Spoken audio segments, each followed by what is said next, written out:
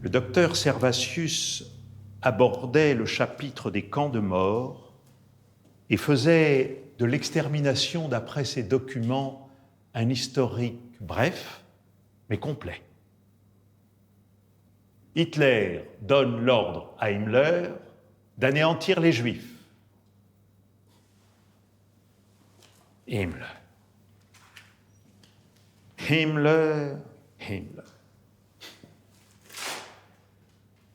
Ce nom était revenu sans cesse depuis le début du procès sur les lèvres d'Eichmann. C'était sa couverture,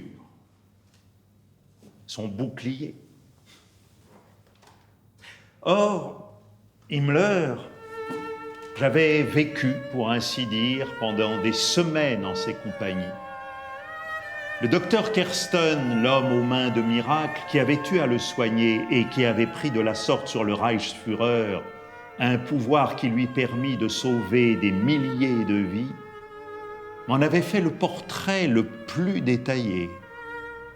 Et il se trouvait que Himmler, lui aussi, comme Eichmann, ne pouvait pas supporter la vue du sang ni le spectacle de la souffrance. Et lui aussi, il ne se jugeait pas responsable. Seulement, il se référait, lui, à la plus haute instance. Il oubliait seulement, comme le faisait Eichmann pour lui-même, qu'il avait été, de son plein gré, sous sa pleine et seule responsabilité, le pourvoyeur des charniers les plus immenses et terribles de l'histoire,